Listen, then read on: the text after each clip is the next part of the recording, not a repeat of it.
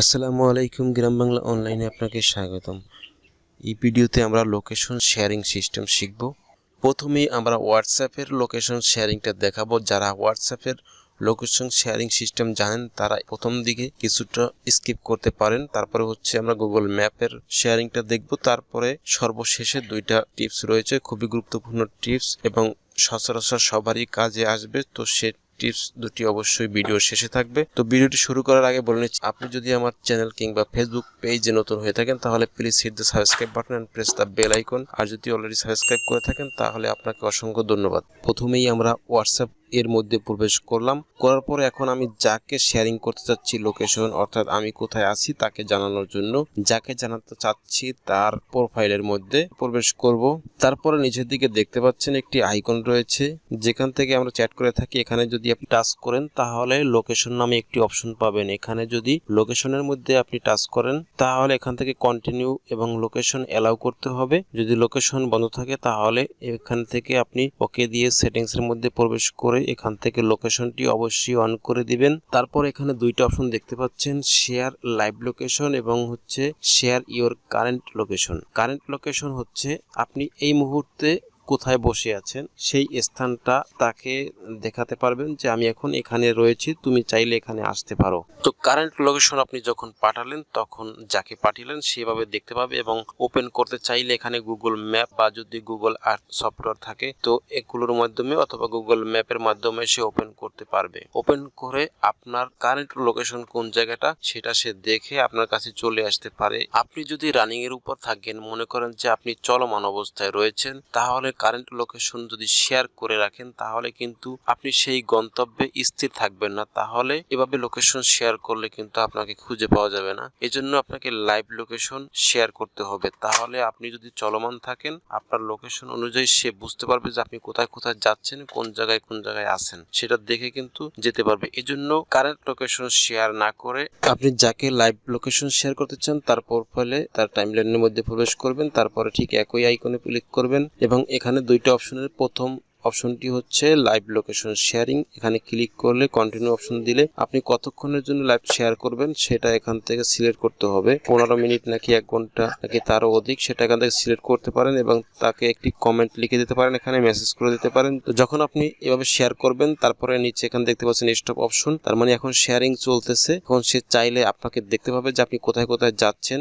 যখন এটি বন্ধ করা প্রয়োজন হবে স্টপ দিলে সেটি বন্ধ হয়ে যাবে। এবার আমরা গুগল ম্যাপের মাধ্যমে লোকেশন শেয়ারিং করব। সেজন্য গুগল ম্যাপ যে অ্যাপসটি এটি সচরাচর সবার মোবাইলে রয়েছে।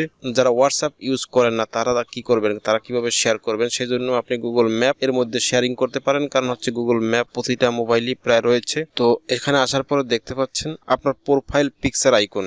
যদি আপনার লোকেশন মিসিং দেখা যায়, অর্থাৎ আপনি যেখানে আছেন সেখানে না দেখা যায়, তাহলে এই আইকনটিতে ক্লিক করবেন। তারপরে প্রোফাইলের মধ্যে ক্লিক করবেন। প্রোফাইলে ক্লিক করলে আপনি এখানে যে অপশনগুলি দেখতে পাচ্ছেন তার মধ্যে লোকেশন শেয়ারিং নামে একটি অপশন দেখতে পাচ্ছেন। এখানে ক্লিক করলে এখানে মজার ব্যাপার হচ্ছে যে আপনি বিভিন্ন ওয়েতে শেয়ারিং করতে পারবেন। হোয়াটসঅ্যাপের মধ্যে শুধুমাত্র হোয়াটসঅ্যাপে যারা রয়েছে যুক্ত তাদেরকেই শেয়ার করতে পারতেন, আর এই গুগল ম্যাপের মাধ্যমে কিন্তু আপনি বিভিন্ন ওয়েতে, এখানে মেসেঞ্জার বলেন, ফেসবুক বলেন, ইমেল, ওয়ান ড্রাইভ, হোয়াটসঅ্যাপের মধ্যে এখান থেকেও করতে পারবেন। টেলিগ্রাম, ইনস্টাগ্রাম, লিঙ্কডিন, তারপর স্কাইপ, ট্রুকল, টুইটার, অনেকগুলি অপশন রয়েছে এবং লিঙ্ক কপি করে সেই লিঙ্কটাও আপনি যে কোনো মাধ্যমে শেয়ার করতে পারবেন। তো আমি এখান থেকে মেসেঞ্জারে করে দেখাচ্ছি। যেমন মেসেঞ্জারে প্রবেশ করার পর এখানে দেখতে পেলেন যে মেসেঞ্জারে যারা যারা যুক্ত রয়েছে আমার সাথে তাদেরকে দেখা যাচ্ছে। এখন সেন্ড বাটনে ক্লিক করলেই তাদের কাছে বা যার কাছে পাঠাতে চাই তার কাছে চলে যাবে লোকেশন শেয়ারিংটি, এবং সেক্ষেত্রে সে যদি ওপেন করে